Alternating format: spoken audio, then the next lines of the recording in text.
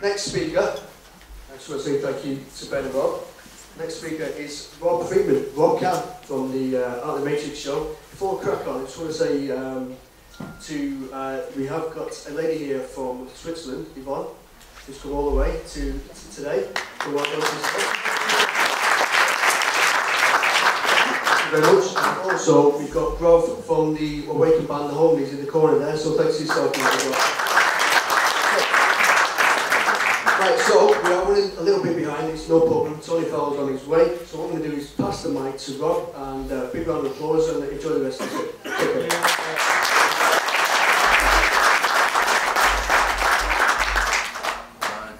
Hi, everyone. I'm going to put my specs on, I can't see a thing. Paul told me I look 30 without my specs on, but when I put them on, he says you look 50, so cheers mate for that.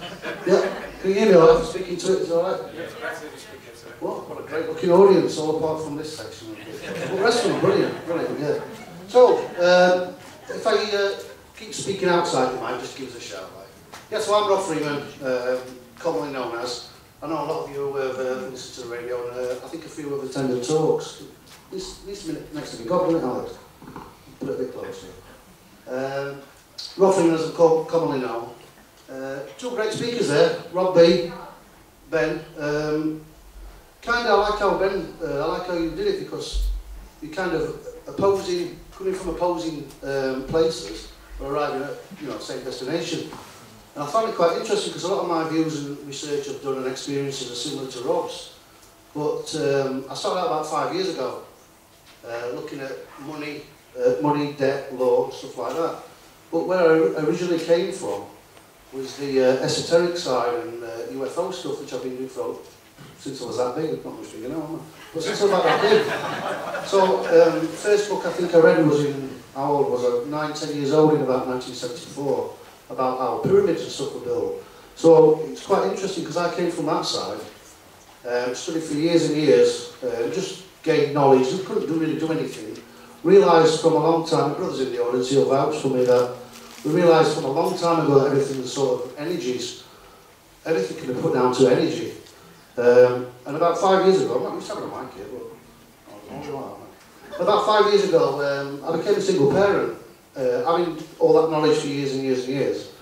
And financially, well, I got in a financial mess. I had to pack working to look after my kids.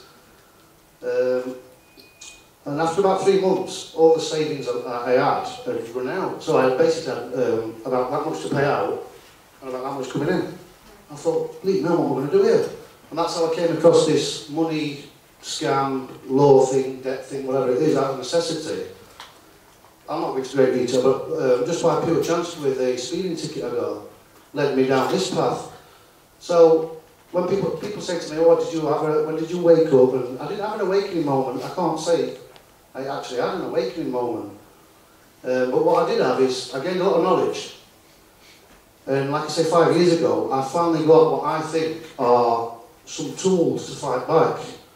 All those years of research and knowledge that I gained, I couldn't find anything other than just to observe it and just observe the game, basically. But this last 5 years, out of necessity, I found something that we can get back at them to fight back with. And that's what I want to talk about tonight, my experiences. Basically, what I want to cover tonight is the debt enslavement as I see it and as I've experienced it. The trust relationship, I keep harping on about trust, and a lot of people don't necessarily agree with me on trust, so they don't have to. But from what I've experienced myself, I think everything comes down to some sort of trust relationship. So I want to cover that. A lot of people who know me know I've been in court a few times now. In my town, it's just outside Sheffield, when I go in court, you can see straight away the security guards on the front door to the usher to everybody just go, oh shit, it's in. And so they hate me, and I don't particularly like them. But what I did is, once I got into this, I'm the type of personality where, it's 5 years ago when I started learning this stuff, I'll dip my toe into the water, and I thought, oh, I'll just jump in and have a go. Because of the necessity that I faced financially, I've ended up because I come from a sort of spiritual background, I decided to create a reality for me and my children. My choice is feed my children or pay the corporations. it's a no-brainer, isn't it? So I decided to create my own reality. It's not instant, it took time, I realised what money is, and I can go into it a little bit. There is no money. We never pay for anything. We just tricked into it. It's an illusion we think we're paying. We're paying for nothing. All we really are doing is handing over a promise to pay that never gets fulfilled. We're just discharging the debt. We're not actually paying it. So based on what I realised that we're not actually paying for anything, I thought, well, I'm going to create my life for my children and myself where I don't pay anything. I thought, well, we're not paying for anything anyway, so what am I doing wrong? And so 4.5, 5 years down the line, I only pay for my mortgage. That's the only thing I pay for. I don't pay for anything else. I know a few of you have heard this story before, but some new people have not. So, I had to go up my mortgage it's almost a year ago, in fact it is a year ago. I presume most of you know that the mortgage is a fraudulent loan. It's not even a loan anyway. We create the funds. I can't reach it because we won't have time. But based on it being fraudulent, there's no lawful contracts. These are the things I asked for last year. Beat them all in court and just got basically railroaded and shafted and almost got kicked out of my house, so I had to back down. So, later on, I've got some ideas that I've hinted at this last few weeks, but I'll try and go in a bit more detail, where I think, with a bit of help from people such as Rob and some other intelligent speakers, far more intelligent than me, I think I've got some sort of weapon again. I don't like to use the word weapon. What I do is, I believe, I don't like using that word either. Not many words I do like, is it? I like to mirror back. I realise we can't beat the system. And if we fight them, that's what they want conflict. So what I realised is, well, hang on a daily basis they're doing this. So what I realised is, hang on, I just shove it back at them. And all these corporations, their game is to push pieces of paper backwards and forwards. It's to shove liability away from themselves and shove it all onto us. And they've tricked us into signing away our fundamental freedoms and rights. We sign everything away. And nobody can force you to sign anything. Seem to be waffling here, don't I? So the point I'm trying to make is I create my own reality where I don't pay for anything apart from this mortgage, which I back down on not to get kicked out. I've quietly worked for a year amongst all the other stuff I'm doing. And I found out that not only is the mortgage fraudulent, what happens is, I'm going to cover this a bit later, I'll just give you a brief insight. You borrow money, or you think you borrow money, but you create it yourself. They place a charge on your property. If you get into arrears like me and don't pay, the charge gets triggered on your property.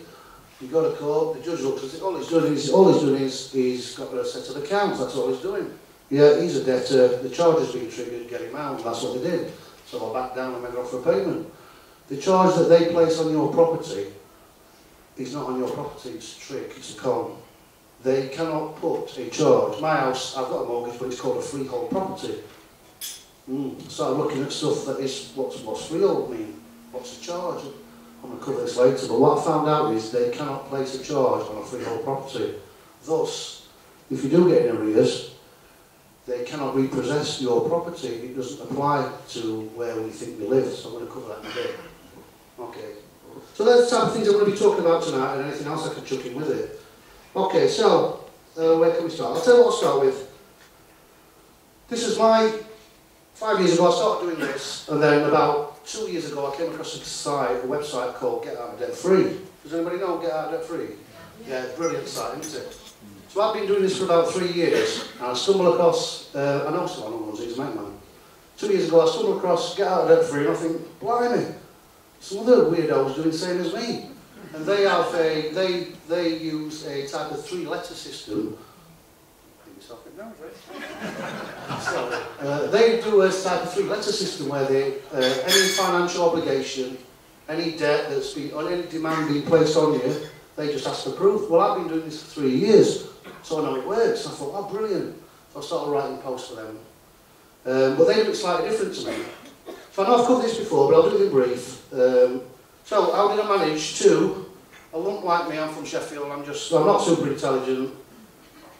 I've not got degrees and stuff like this. I don't know about law stuff. It's just what I've done myself. I'm just a lump from Sheffield who decided to get off his arse and do something.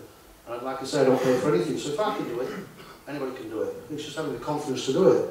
So, any obligation, any demand placed on me, I quickly realised, I got some, 5 years ago, I learned the early Freeman stuff. Freeman on the land stuff. I call myself Rob Freeman commonly, but I don't like it when people say you're a Freeman on the land. I'm not. It's similar to what Rob is saying. I call myself Rob Freeman because I'm a free man. I don't care whether I'm on the land, on a boat, on the sea, in the air, or underneath ground, or sat in my bath. I'm a free man no matter what. Because we're as free as we think we are, and as we feel we are, and that's what I've achieved. Okay, so, my writing's terrible, by the way. So, loads of. I had loads of. Okay, that's as debts, because there were millions of them. I didn't purposely run these up at first, but once I found out what I was doing, I kind of got a bit, I won't say cocky, but I got a bit confident. So I started running debts up on purpose just to see how far I could push things. I know. 107 parking tickets in 3 years I'm up to now. I haven't paid one. I've never paid one. It's not good though, is it? That's what. Dan, where are you? I'm trying to get to 150, but what else did I? £3,500 gas bill I managed. What else did I? £10,500 secured loan on my property. Whoa, secured on your property, you can't do anything, can you? Yeah, I fucking did, didn't I? I got rid of it. In fact, they owe me £26,000 now.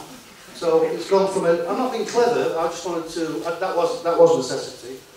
It might sound like I'm being clever, I suppose I am in a way, but what I've decided to do is, like I said, if I'm going to jump in the pool, is I want to push the boundaries out so I can tell as many people as possible.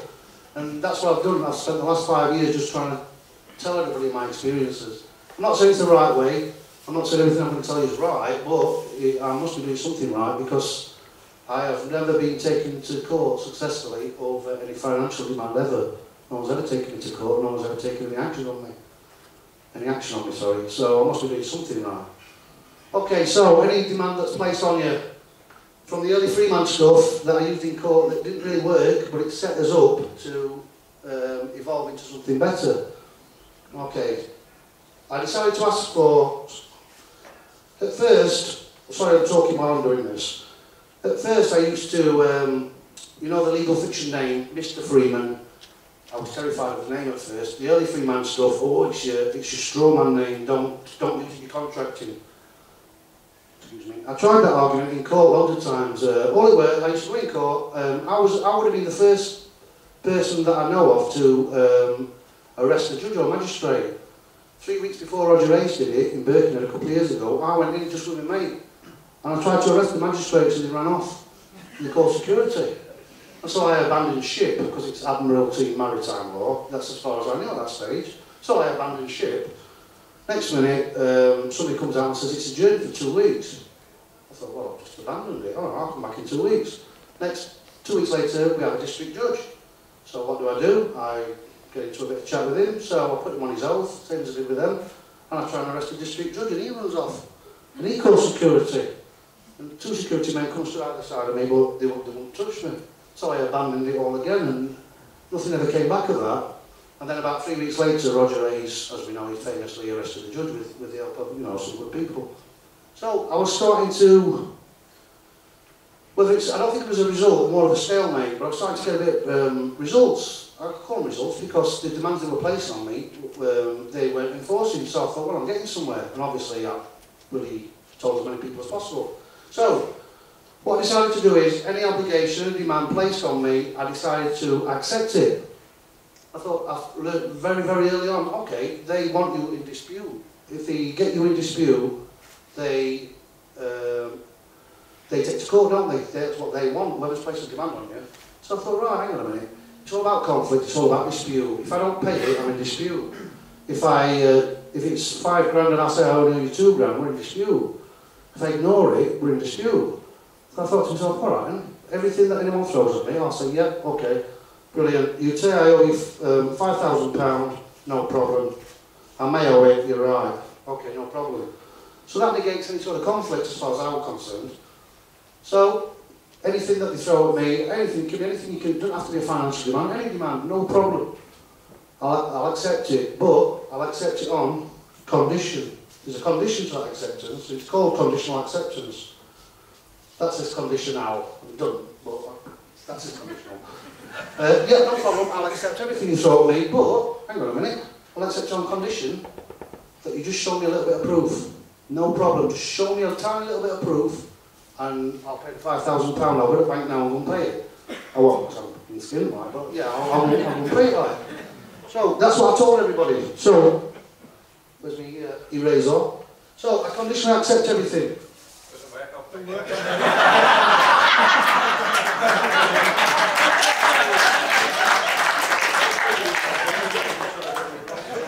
Anyway, after that, I take my whiteboard everywhere, don't I?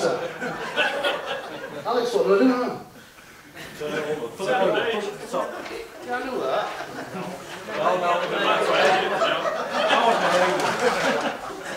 Cut.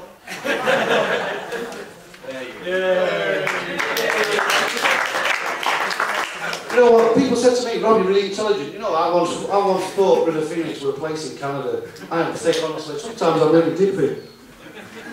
Honestly, I'm thick sometimes. I don't know how I've got away with it so far. Yeah, so, condition accepts everything that they throw at me. On condition that they show me a bit of proof. First thing I ask for is a copy of,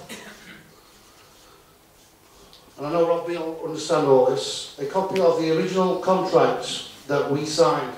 Okay, let's have a look at, stay away from loans, credit cards, let's have a look at them. They don't lend you anything, you sign an agreement. An agreement is not a contract. An agreement is only signed by us. So it's a, what is it, a unilateral, unenforceable agreement. What it means is unilateral, it's only been signed by one.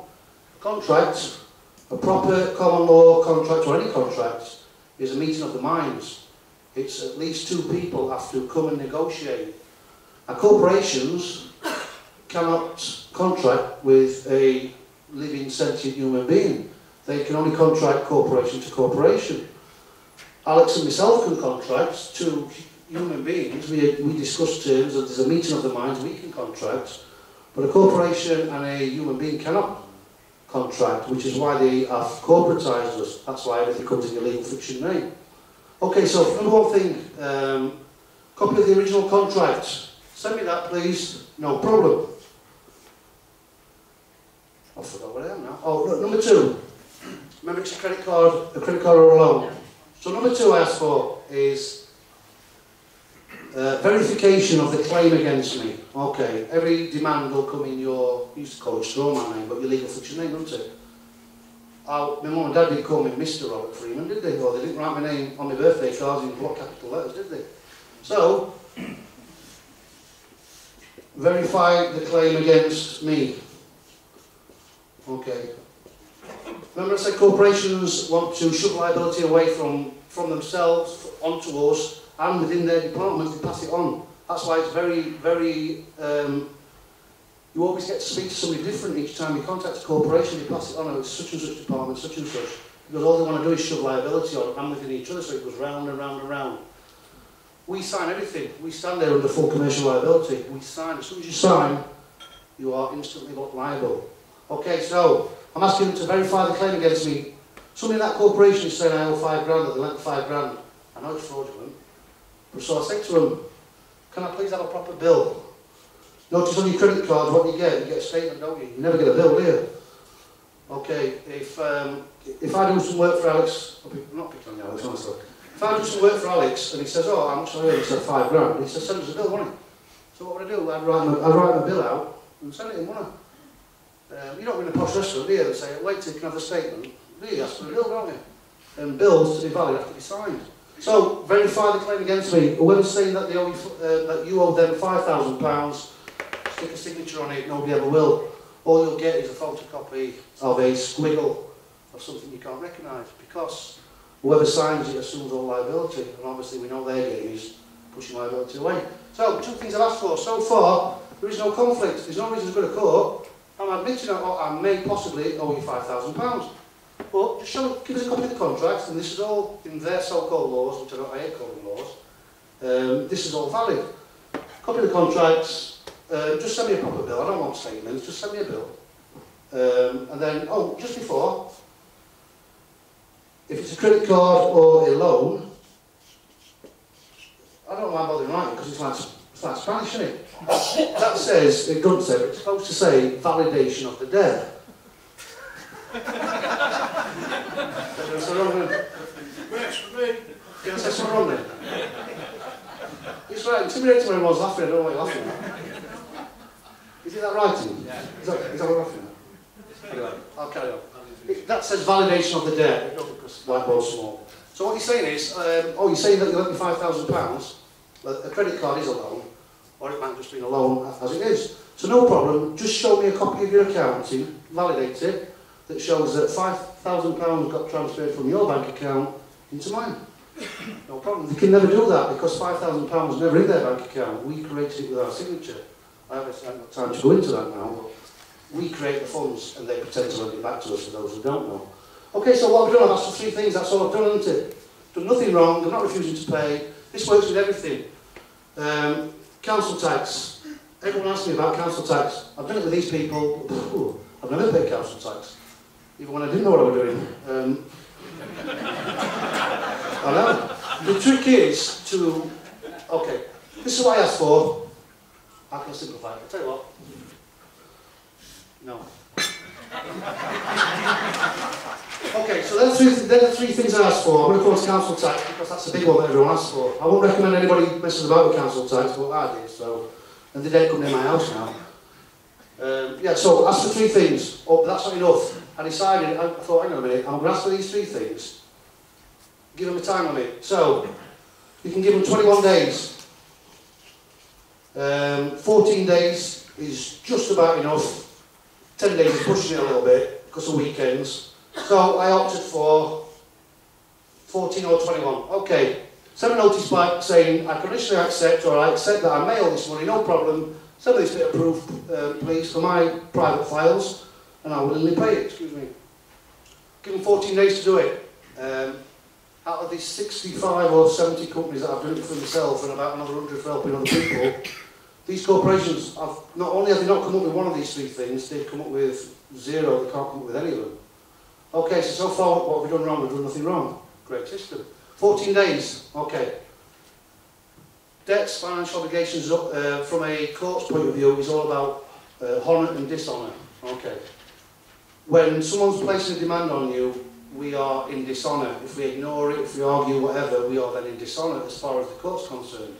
The trick is to get us back in honour and to put them in dishonour. Okay. 14 days, please, send it me, no problem, and you can't be payment. 14 days goes by, they'll come up with some load of bollocks legislation that we don't have to do this, or they may send you an agreement. If anyone who's not sure about this and wants to learn it, by the way, I'm going to leave my email address, because I want to get this out as much as possible. Like I said, this is a tool to fight back, is to stop paying these horrible people. Stop paying them as much as we can, but don't put yourself in any sort of trouble. So if anyone wants to learn this, I'm going to leave me email after we can get in touch. Okay, 40 days goes by. They may send you an agreement, remember that it's not a contract. They may come up with some legislation, blah, blah, blah. Whatever they come up with, they'll never come up with what you want. Okay, let's be honourable. 14 days has gone by, okay. Second, notice number 2. All you do is send 3 letters and job's done. Okay, now we're on notice number 2. Notice number 2 says, I realise that you're really busy. You've not responded to my original notice.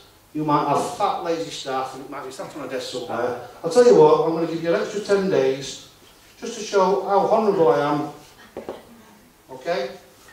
I'll give you another 10 days. I realise you're busy. Just come up with them 3 things, please, and I'll pay it. I've decided to call it. Okay, that's notice number 1, notice number 2. This is the bit where I slightly differ from Get Out Debt Free, because this is my own thing I came up with. I call it the hook, number 2. Knowing that they're going to ignore notice number 1, I call it the hook. Because what I do is, on notice number 2, and I can show you how to do this, I handwrite everything. I don't type anything out, no fancy templates, no fancy wording. Get Out Debt Free stuff's fantastic, it looks so professional. I'm just a fat lump scribbling it out, chucking it here. Because that's what you do in normal life, don't you? Just send something out here. You know what I mean? You send them a notice, don't you? So, the hook, I call it the hook. Okay, 14 days, they've not responded. 10 days, what do? I say, look, I realise you're busy, I'm going to give you a further 10 days to come up with these. Otherwise, you agree that there is no debt. Okay. Attached to that, I say this time, if you don't respond within the time limit, not only are you agreeing that there is no debt, I'm spending a lot of time on this, I'm a busy man. You are agreeing to pay my schedule of fees now. Okay. Remember, they can't respond because they can't come up with any of these three things that we've asked for. So then I add to it a schedule of my fees. Okay, I charge £500 for a phone call or a text message or an email, £1,000 a letter, and I charge £3,000 per person per visit. I know people that are charging 30 million and stuff, but I want to keep it quite honourable and I want to keep it quite realistic. So, if you don't respond and give me the stuff in the next 10 days, not only do you agree that there is no debt owing, you also agree to pay my schedule of fees. When you get in a taxi, what does it say?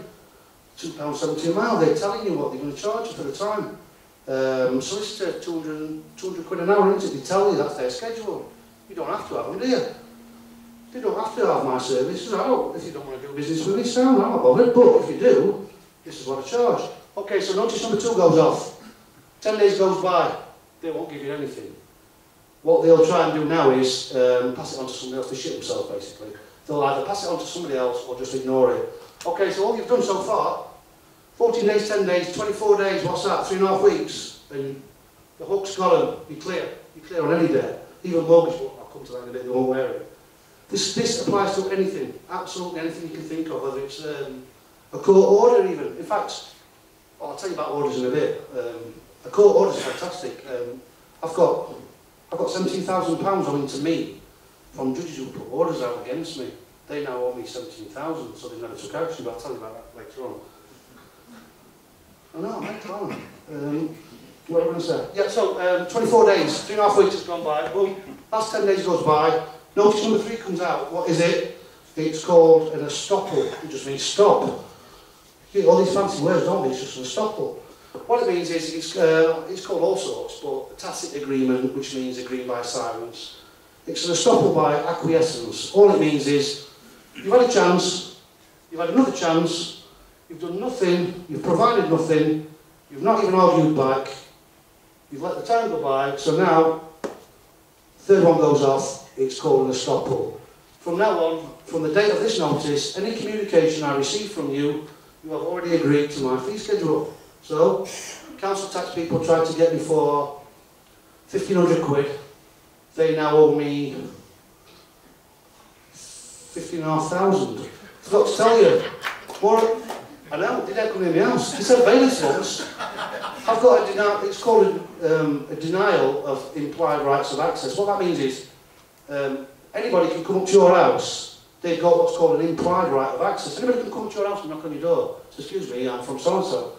So I've got a denial of access telling everybody that if they knock on my door, come on my land without my written permission first, they're going to have to pay me £5,000. So people don't come now. If somebody wants a bailiff killed 2 years ago, you have to come through a general and come up to my gates. And I says, what do you want? You can't get through the final gate, right? What do you want? He says, I'm a bailiff. I went, what do you want? He went, I'm a bailiff. Oh, I know that. I said, what do you want? He says, I'm from so-and-so. I said, have you read my notices on the window? He went, yeah, but I didn't understand them. Oh, I'm going to go back and read them then. So he went back. He read them, he come back like that. Great big bailiff there, come back like that. I went, have you read them? He went, yeah. I said, do you understand them now? He went, no. He says, but does it mean that if I don't get off your land, I owe you £5,000? I went, yeah, mate, that's exactly what it means. He went, right, well. He just went. I'm trying to enforce 1,500 quid there. So, it can be done, and we're just chucking it back to them, aren't we? It's just getting like getting table tennis, just fuck it back towards them, that's all. So, estoppel by acquiescence. I'm not being cocky, honestly, it sounds like I am, but I'm not. I was shitting myself first, I didn't know whether it to work all this, but I just jumped in and had a go. Estoppel by acquiescence, excuse me. Any more communication from yourselves over this matter, you've agreed to me, I'm going to bill you. So, that's what I'm with council tax people. They sent me a letter, another demand for money, which weren't a bill, it's never a proper bill, after this date. I forgot to tell you, the more I got into this first twice I tried it, I thought, hang on a minute, I'm not happy with this. £3,000 per person per visit, which I did with the bailiff, that's what I charge council tax people. I thought, hang on a minute, how can I make my fee schedule even better? So, added to my fee schedule of like I said, £3,000 per person per visit and 500 quid this, £1,000 that, I add late payment charges, interest, £500 a week interest, and so obviously after the estoppel, any communication comes, bump 18 with my first bill. Thank you. According to my terms that you've all agreed on, can you please pay me, blah, blah, blah. You have 7 days. Keep a copy, send it off to them. You have 7 days to pay me. You've agreed to it. Okay, the trick is to get them to owe more money to us than what they're claiming we owe them. Does that even make sense? Okay, council tax people are saying I owe 1,500 quid. In this process, they've agreed to my terms, they've sent communication after the fight. So, in this case, they sent me a letter, £1,000. Did they phone up? They may have phoned up, but I don't think they even have my number. Let's say they phoned up. So, £1,000, 500 quid for a phone call. So now, it's even Steven, isn't it? They're claiming I owe 1,500 quid. I'm up to 1,500 quid already. Send a stupid bailiff. We'll run off, £3 grand. Straight away, straight after this, they owe me £4,500. Anyway, they owe me thousands now anyway. 7 days goes by, they've not paid the bill. Late payment charges, interest. I even said to them, what did I say? On the second bill, if you are having financial difficulty, please seek an independent financial advisor. You know. I finished. Bailiff people come, I've got an outside mailbox and put a note through and ran off. So I threatened the bailiff with another bailiff firm. And they shut themselves because I was sending bailiffs onto bailiffs. So they've never, in 2.5 years, they've never come by. They never paid the bill. Yeah, so interest, late payment charges, in the end, this is how it works. Like I said, I've done it with everything now. And from a judge sat in court or a magistrate or whoever it is, like I said, I don't know why I'm holding that, but I'll attach to that. Look at that chandelier here, it's worth more than my house, that is. It's expensive, that, isn't it? I get distracted with bright lights. What was I saying? Where, Rob? You was in court. You said to a judge. Oh, thank you so much, yeah. Magistrate, judge or whatever, all he does is, he's an accountant. That's why you are held accountable. We've all got commercial value. So he looks who's the debtor, doesn't he? Not very English, does it? Who's the debtor? Who's the creditor? So now, the council tax people, all they can do is take me to court. I want them to take me to court. I wish they would take me to court. Because all the judge or magistrate can do is a valid claim from Sheffield City Council, whatever it is, for 1,500 quid. Yeah, that's all right. It's not, because he's not signing stuff, but he don't know, does he? He's on their side. So he'll call it valid. But what? Hang on a minute. An equally valid claim from Mr. Freeman, who's had no conflict, no argument, not refused to pay it, accepted everything for whatever it is, 4,500 quid, for instance. All he can actually do, this is why the council tax people will not take me to court, I owe them 1,500 quid, I've accepted it, but they owe me 4,500, they've accepted it. All he would ever be able to do is get them to write the difference out, so if you take me to court, I get a £3 grand cheque. So please take me to court, and that's why they never will. And that's why I do with everybody. So that's the system I use for everything. So that gas and electricity and all that as well, yeah? Oh, everybody asks about gas and electric, I wish you wouldn't. No, would that suit the same as routine? Would that suit it? No. Oh God, it's horrible, gas and electric. I panic every time I do one of these shows because somebody at back always said, what about gas and electric? I think, oh no, it's always a bloody scouser. Is it a plan? What have you got electric in Liverpool? Only electric. I don't know that. Yeah, it's different. What I want to say is, stay away from mortgages, stay away from cars. I've got some great information some good information on cars later on. The more value something's got, the harder it is for them to give it up, and it's harder for us. So stay away from mortgages and cars unless you really know what you're doing. I still won't recommend it. And the other ones to stay on is council tax, even though I've done it, because they've got legislation on their side, so they think they've got the law. It's not the law, is it? It's a dictated law, as you quite rightly informed me. They're dictating to us. So unless you're really confident, which I wasn't, but I still did council tax anyway, and then the others are gas and electric, because they can cut you off, can't they? That's the thing. You can beat them on paper and everything, but it's really simple. But the idea is to remain honourable, not to take the piss. And I have to piss a little bit, really. I shouldn't do it. Yeah, all these things that you're saying that you can use it on, Okay. you cut out the middle bit of all the detail that you said. He's basically getting something for nothing, aren't you? That seems to be the crux of what you're saying. So I'm just wondering, if you're not paying for these things, who does end up paying for Yeah, that's a good question, that, yeah. So what you're saying is,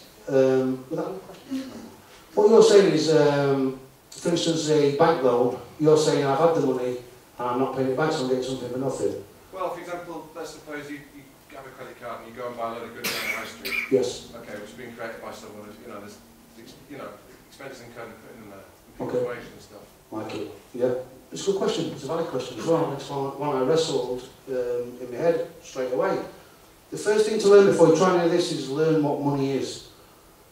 As I did at the opening of this talk, there is no money. You're not paying for anything. The reason I say you're not paying for anything is get any money out of your pocket. It used to be, as we know, by gold and silver, didn't it? Sterling or whatever. It's backed by, the only thing it's backed by now, you look at a £20 note, £10 note, what does it say? I promise to pay on demand the sum of. Okay, does anybody know about the story of the lady who went to the Bank of England? She said, she got a £20 note, she said, I want to cash it in. Tell me for what it's worth, so they gave her 2 tens. She said, no, you're not listening. I want to cash it in for what's backing it, please. I want to cash it in. So now they gave her 4 £5 notes. She went, no, you're not listening. What is it worth? And it's worth nothing because it's a promise to pay. We have never paid for anything. But you can't work both ways. If you're saying that you don't own them, then you don't owe them money, but you're saying they do owe you money. And Well, I'm not enforcing. And the other people in the public who are paying high prices, and it's clearly will affect them, I don't think they would agree with you either. You don't have to agree, you can check it out yourself. There is nothing with which to pay. This country... But what you're doing is having a negative impact on everybody else who has to pay the country. On an illusionary monetary system, it doesn't exist. But it isn't impact on the people. But if you're taxing over time and yeah, that's right, yeah, that's correct. Let me just gives any value or any power in what we do. Yeah, it's the labour, taxing the labour. Stealing it. Yeah. Okay, let me just... It is a valid question. What I'm trying to say is, this country and America, we've been bankrupt. We are operating in the equivalent of a Chapter 22 bankruptcy. What that means is it's called debtors in possession. Imagine that circle there, it's Great Britain, yeah? Imagine all the currency floating around there in form of actual cash, digital money, whatever, is £1 trillion, yeah? The United Kingdom, it's a corporation. I'm not talking about the geographical landmass. United Kingdom is a corporation, yeah? There's £1 trillion floating around in currency, yeah? The debt that the United Kingdom Corporation owes out to the private bankers, imagine it's 4 trillion. Okay, every single issue of currency there is not, it's a debt instrument, it's a debt note, it's worth nothing. It's in negative equity, whatever you want to call it. There is no money with which to pay because through loans from the private banking cartel, we are bankrupt for 4 trillion and there's only 1 trillion floating around. It's worthless. That's why it's not backed by anything. It's not worth the paper that it's even on, if it's digital. You know what I mean? So all we are doing is, you cannot pay a debt in law. All you can do is discharge it in equity. And what that means is, there is nothing with which to pay. It's an illusion. It's a trick. Anybody who's ever paid anything since 1933, my mum was born in 1929, she'll be one of the real last people that ever actually paid for anything. The scam is to keep us working. The value in that piece of paper is not gold or silver, as we know. It's not worth the goods that you are swapping them for. The value in that piece of paper, I said paper, it can be digital transfer. The value in that paper is what you're willing to put into that in terms of sweat and work and your belief, your perception of what that's worth. It's worth nothing. You've used the word scam, and I think if everybody did the same scam, these services wouldn't be there for us to use. So, you know. What services? Yeah, what's that? Yeah, what services? What you're spending your money on? You're not spending money. Okay, of these services. You are being tricked into the these illusion services that you're consuming. Okay, imagine you provide a service for me, and you say, Rob, you owe me £2,000. No problem. I then write on a piece of paper. Just imagine your name's Dave, I presume it's not. I say, all right, Dave, yeah, promise to pay, there you are, mate. What would you do with that? A couple of weeks later, you ring me back up and you say, what's this? I said, well, it's a promise to pay. And what would you do? You'd say, no, well, you'll need to pay, yeah? So I then write it out and I give you another promise to pay. Well, eventually you're going to get pissed off, aren't you? Look on your money, it's a promise to pay, nothing gets fulfilled. Yeah, and I've seen that. I'm saying from a moralistic point of view, if everybody's out there to get something for nothing, then... Well, hang on a minute, no. Excuse me, can I answer this young man? Yes, of course, Sharon. I'm a lot older than you, so forgive me for saying that. But all my life, all my husband's life, all we've done is work and paid huge amount of tax bills. VAT bill because we're self-employed. One day, not that long ago, I got made redundant. And I went into the JSA, first time in my life, and asked for some money and help. I got laughed at. You're not entitled to nothing, because you have paid self-employed stamp, you're entitled to nothing. And when I start looking back over the years that me and my husband have paid every system there is, never claimed a penny back, and now I am in poverty, I am struggling to pay my mortgage, I can't give me children or grandchildren anything for this. I can't do any of that. I should be able to take them now, at nearly retirement, to sit back and look at everything I've produced and made and worked for. And I can't, and I'm doing this because the likes of your age group, forgive me for saying this again, can go out one day, earn money and keep it. Yes, well said. And not pay everything. What I'm basically saying is, one second. What I'm basically saying is I see couples with families both working 40, 50 hours a week, they can't afford their bills. I see single parents like myself struggling. I see people, the pensions they were promised to, ever disappearing. The whole system, when you learn the game, is to make us work like slaves. In fact, we are slaves, in voluntary servitude, and extract everything back off us again. And when you learn that, you'll realise what I am saying and what these people are saying is right. The idea of the game is to push as much liability onto us, or giving us as little as possible, if anything at all, just so we're barely surviving. And that's why I do what I do. I get 100 emails a week, and I help single people, I help people that have been unfairly dismissed at work, arrested for nothing, or getting bailiffs coming round, bullying them, taking the cars away. When, if you said you're a single parent, same as me, a bill comes from my door, I can't pay it. I phone them up, it might be 300 quid, and I say I cannot pay it. It's not. I'm not trying to get out of anything. I've got 2 kids to feed. I've lost my job. I've had to look after my children, so I need to get taken into care. I can't pay you 300 quid. I say to them, can I give you a tenner a week? I'm a single parent. I can't. No, you can't. Well, what can I give you? Well, you have to pay it all. Well, we'll knock you 20 quid off. I can't pay it. So what I'm saying is I'm not getting out of anything. I can't pay it. That's it. Job done. I can't pay it. So would you feed your kids and have your electric and your gas on, or would you pay your financial demands that are pouring through your letterbox? Choice is yours, isn't it? I'm not getting away with anything. If I had the money, I would pay it. Okay, so that's where I'm coming from. This lady on here wants to say something. A couple of points. First of all, is that if you don't pay, I think what you have to do is pay a reasonable contribution for what you've taken. And I think most, okay, money doesn't exist in real terms, but what you have to do is provide some sort of exchange. If you do not, if everybody in the country doesn't pay your gas bill, what's going to happen is, first of all, the people that work in the gas industry, and there are people low down that just turn on switches and have to guard properties there. They won't get paid. Yes, free energy from them. We should be paying for energy. Why are we on fossil fuel energy? Why are we using petrol, diesel, oil for cars? Why are we using gas and electric in this form? People here have actually got a Vizzini motor built. Okay, well what I'm saying is the system that's set in place, why are we paying to live? Why are we paying through the nose to heat our houses? To be warm? Because they were making unreasonable demands for unreasonable profits. So you agree that they are unreasonable? Okay. At the beginning of my speech I said reasonable. Okay, alright, let's second thing, just let me answer that before we move on. I will pay £100 a year for gas, £100 a year for electric, and £100 a year for water. I don't mind that. I'll bung whatever it is, whatever it works out at weekly or monthly, I will pay that. I'm not disputing that.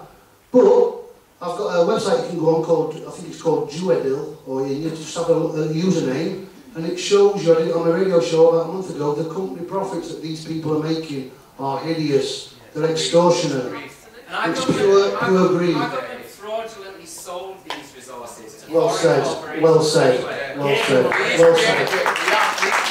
Well said. That's our water, that's our gas, and they've sold it It's a foreign Exactly. corporation. Exactly. Who pays the earth tax? Exactly. Who pays the earth tax for the I don't resources? think this talk going to go like this. No, This is we- mental. You're right. So, question, and I'll move on. Question number 2. My second point was if I'm in a small holding and I breed chickens and sell eggs, Yes. I give somebody 6 eggs and they say to me, I'm not paying you, I've eaten them now, so I can't get them back. How do I force them, in your world, how do I force them? It's got a value, hasn't it? Yes, I think that all these things, people that sell them to us, that people think they have a value to them. The person who switches on and off the power of the gas board Okay. might be a little minion. You have to move on to one at a time. We have Okay. to pay reasonable amounts for the Next person that I find is committing suicide because they can't afford Well to pay said, their bills, Rob. right? I'll remind them of that. Okay?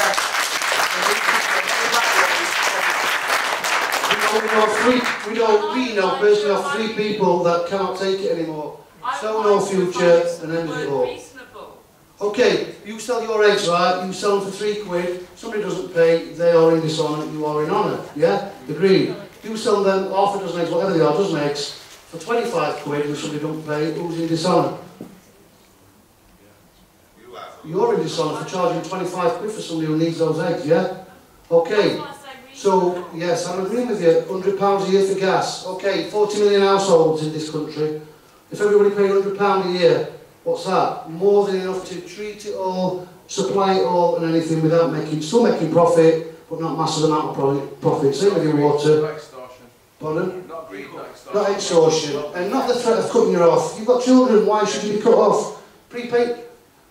Human rights issues. We're not allowed to cut you off for gas, electric and water. They can't touch your water anyway. Essential needs. Yeah, what do? Put your prepayment meter in. Why? Because it's a higher tariff, and when it runs out, you're fucking cut off, aren't you? They get around it that way. Why? I've got 2 children, I've been looking after my children since they were 5 and 6 years old. If I can't pay that lecky bill, what am I going to do? If I can't cook them the tea? Why? Because they're charging me a fortune. Charge me a reasonable amount and I'll pay it. What I originally said is I can't pay it. Not that I don't want to pay it, I can't pay it. So, if I can't, can I? Right, so we're agreeing the word reasonable is what you should... That is the word. You can even use the word honourable if you want, yeah. Okay. Common law. Yeah. Yeah. Yeah, exactly. Okay, I'm totally thrown now. But if anyone wants to have a chat with me after, no problem. Where's Paul? How long have we got, Paul? So, do you want to take a break there? Or will you tell me when? Just keep on for another 20 minutes, mate. That's all. Okay. Give us a knock, because I'll just get... Okay, so that's basically what I use. You don't have, I said at the start, you don't have to agree with it. You don't even have to like it. But it works. And the reason it works is that you are doing nothing wrong. That's why it works. I asked them, if you remember, I accepted it. I accept everything they throw at me on condition that you show me some proof. This is why I didn't want to do gas and electric, by the way. Check over there. It's too difficult to do, but I can do it. I can tell you all about what to do. It's a very tricky ground anyway. Okay, so I want to move on from that because well, I'm going to start fighting, isn't it? So that's the debt stuff that I use. What should I do? Oh, I'll tell you. Well, I don't know. I didn't say this now. I might get really attacked. This is all stuff that I've experienced. I'm not saying it's law. I'm not saying it's the greatest thing since sliced bread. It's just what I did through necessity. And everyone leaves me alone. I'm just going to stick this back on here.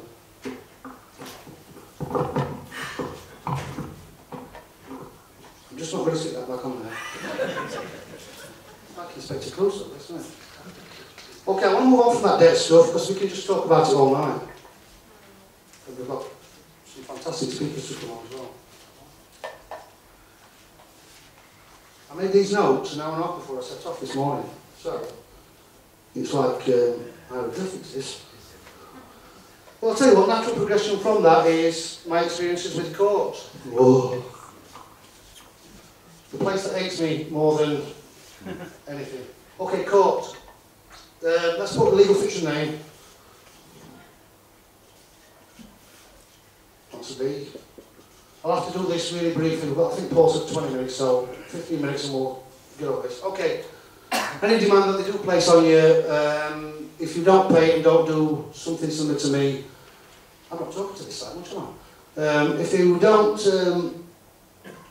if you ignore it or you don't pay or you get in some sort of conflict, every liability is aimed at this chap.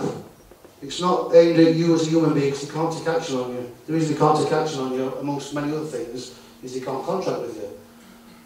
All law is commercial. End of. All law is commercial. All commerce is contract. Every bit of commerce is contract. There has to be a contract in place. So if all law is commercial, and all commerce is contract, then the contract makes the law, as far as I'm concerned, and that is right. Okay, so no contract, no obligation, which is my point earlier on.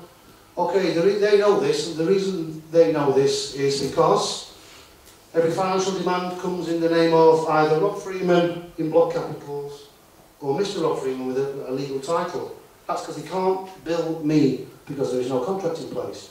So straight away, this has got so many connotations, it's a joke, I can't really go into it. Down to these people here, they know exactly what's happening. So every demand is Mr. Rob Freeman in block capital letters, yeah? Okay.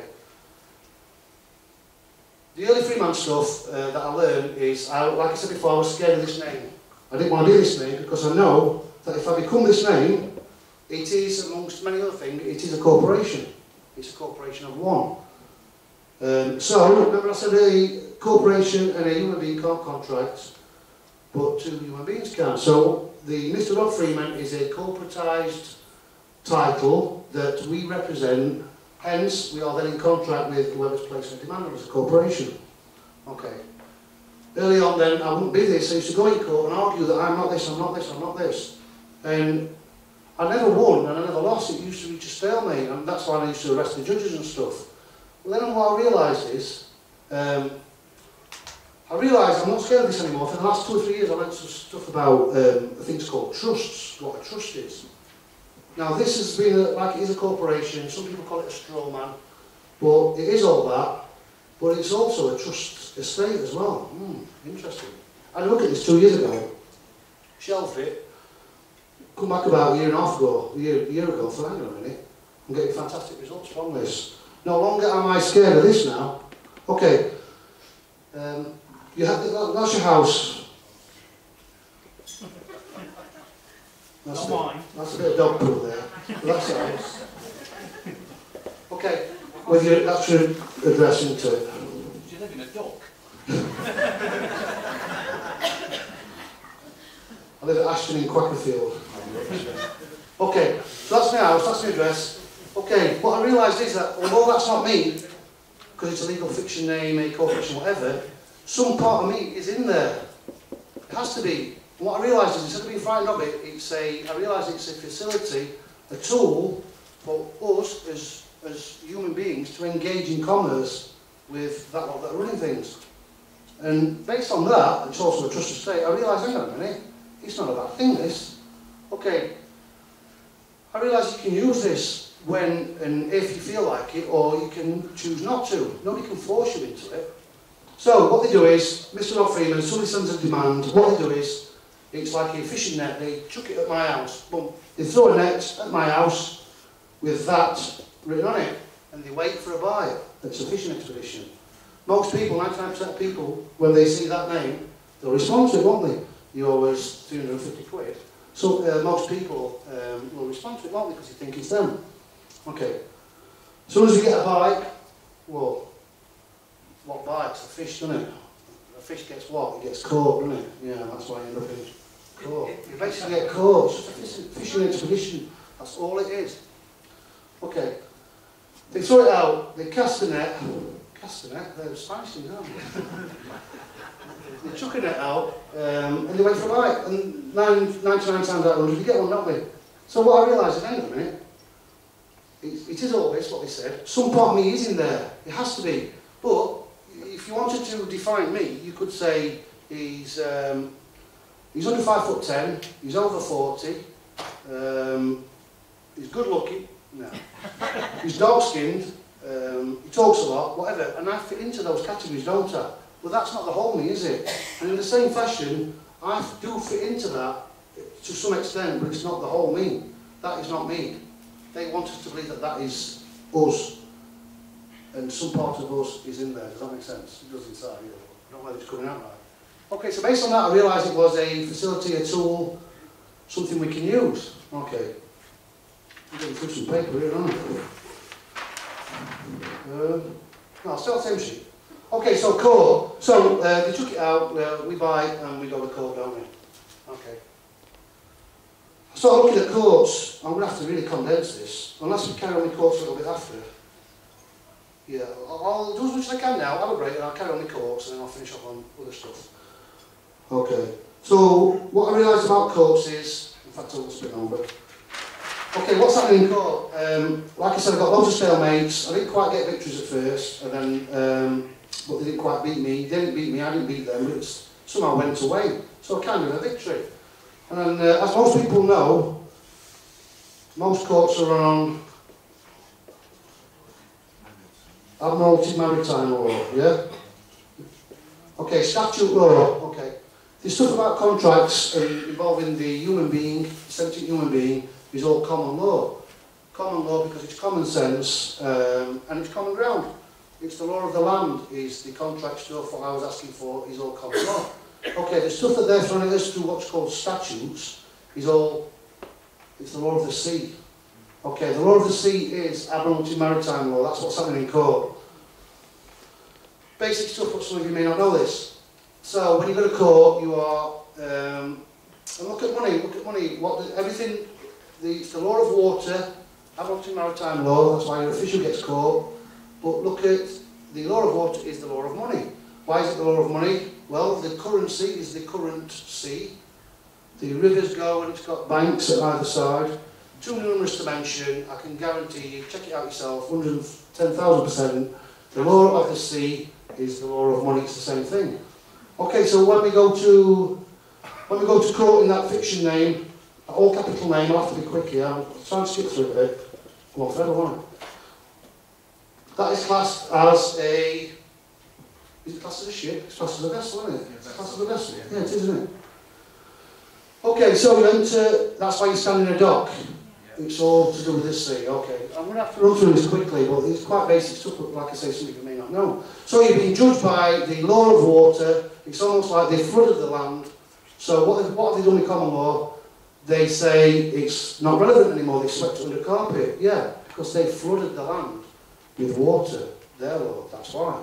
We want to stay on common law. Common law is common sense and fair. Okay. The reason why they can't act on a human being, they can only act on the corporate fiction, that's why they've entered this law of the sea. Okay, so that's what's going on in court, and I used to argue about this name at first.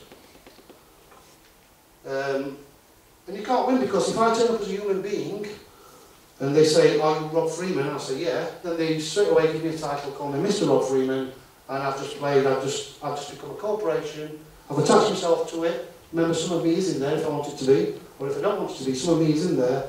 If I say yeah, and I want to call me Mr. Rob Freeman, I'm then contracting through maritime admiralty law, corporation to corporation. I'm going to lose every time. So, that is going off. Keep looking for wiper.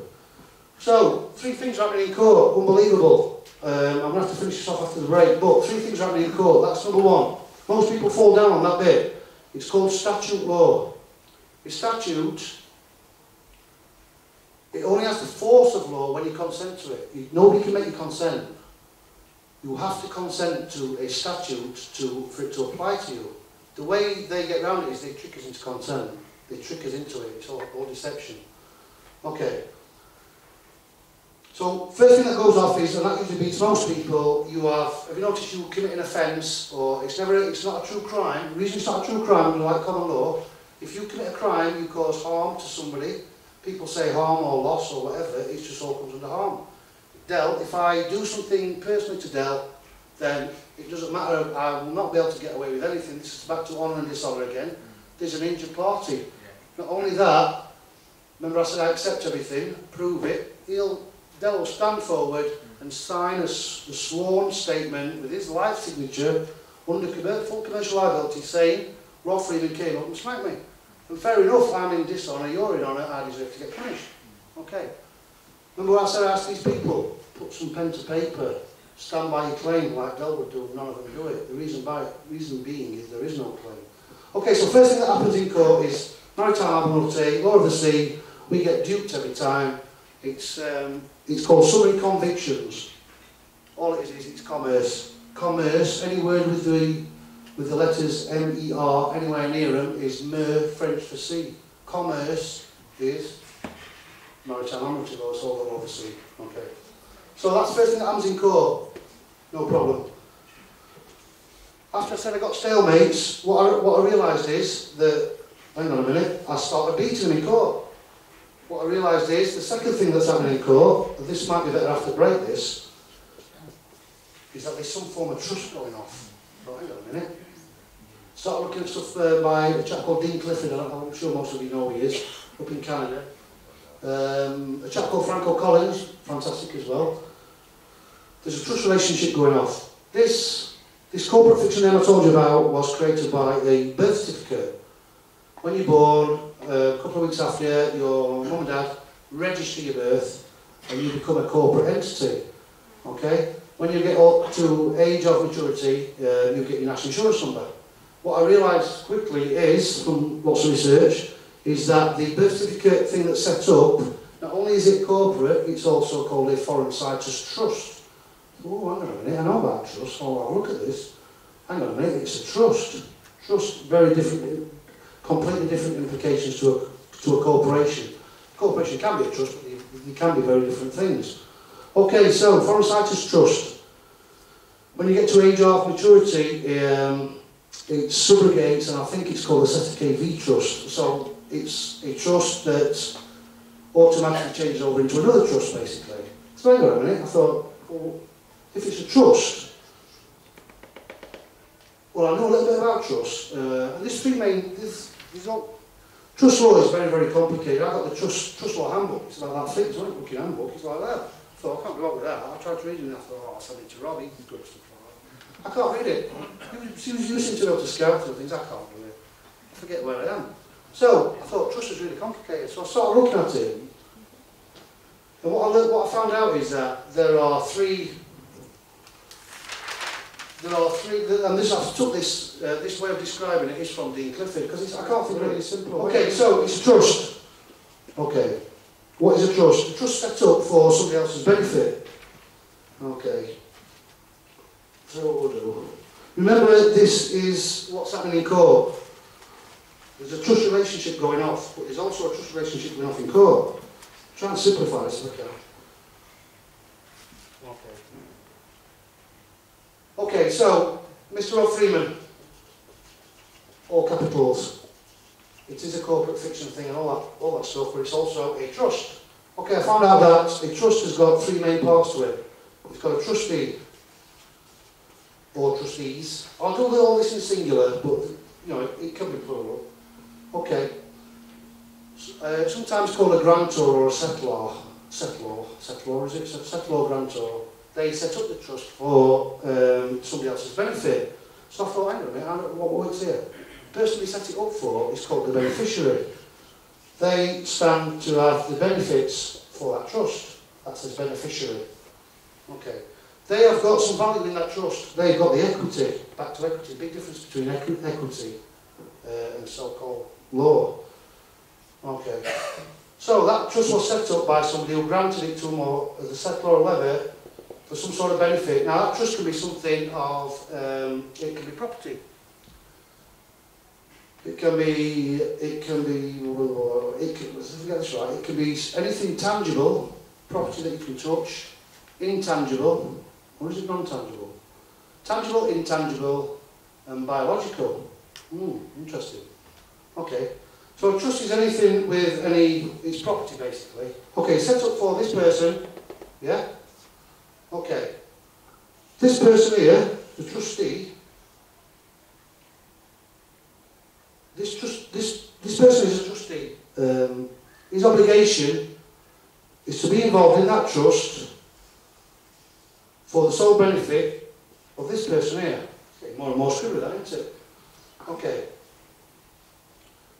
This beneficiary, he's a beneficiary. He's got the benefit, he's got the equity in that trust. He's entrusting these people to do the best with that property. They could be looking after that property for him, for the beneficiary. But I started looking again, there's a third position. And as in a will, you can have an executor or it says administrator. Okay, that does say administrator. Okay, the beneficiary, he's got all the benefit in there, all the equity in there, but he don't want to do anything. So, an administrator or executive can be appointed to direct the policy of that trust. Okay. His main job, right, is to get maximum benefit for the beneficiary and make sure that trust works. So, what does he do? He employs people as trustees. So, the trustees have to do what this chap says. This chap works solely on behalf of these people. Sounds pretty straightforward, doesn't it?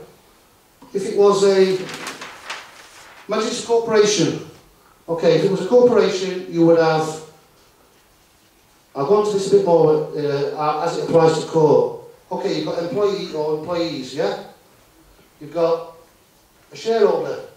What has he got? He's got some value in that he set that company up. Exactly the same thing. Corporate law, trust law, exactly the same. Shareholder would be your beneficiary. Your trustee would be your employee. Your, I don't know what you call him, would you call him a managing director or CEO? Managing director. Okay, he runs that company, does he not? Solely for this chap. For maximum profit for the shareholder, does he not? What does he do? He tells the employees what to do. The employees have an obligation to work their arses off, basically, to make maximum profit for this chap at the say-so of this chap. Does that make sense? Exactly the same as a trust. Okay, the reason it's relevant is that, going back to Mr. Rob Freeman, whatever that was, the trust result, well, it looks like that. That's a pretty thing you used to use when you were a kid. It looks like that, doesn't it? Spirograph. Remember Spirograph? Anybody that old? Okay, that was a trust earlier on. Okay, so what I found out is, hang on a minute, somebody set a trust up for me, for Rob Freeman. I'm the beneficiary. Oh, that's interesting, isn't it? So, I'm going to have to cut this short, but what I found out is that when you go along to court, because you've been caught because you've been a fish, they don't tell you. Remember when I said there are three things going off? Number one, I'm going to go. Number two, trust law is going off, but they don't tell you that. What happens is you turn up at court representing Mr. Rob Freeman, okay? The judge, or magistrate, call him judge, what does he do? You go to court, they ask you your name, they walk this way, stand there, go over there, read that, they're telling you what to do. So, the judge is the administrator. He's running the policy of that courtroom. This is all trust, this is a trust going off. The judge is the administrator. Okay, so who am I when I turn up? Well, remember when I said the trustee is the employee? Okay, I'm turning up and I'm getting told what to do, I'm getting told where to stand, how do you plead, hold that in your hand. I'm acting like a trustee, which is an employee. Remember, it's my trust, this. They don't know that we know that, but it's my trust. I've got the equity in there.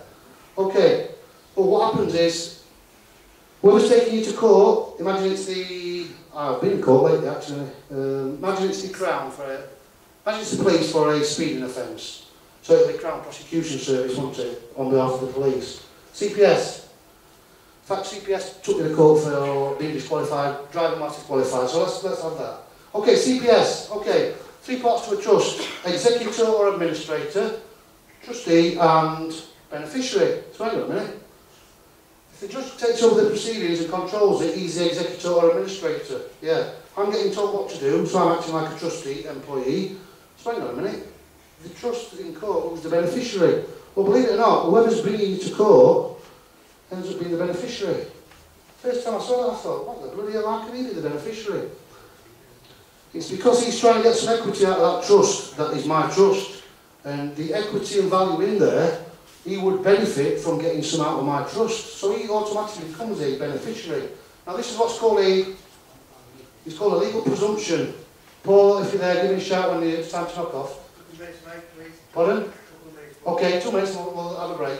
Okay, you go along to court, you represent the legal fiction name or whatever you do. This is the second thing going off, remember, is there's a legal presumption by the judge and the judiciary that you are a trustee.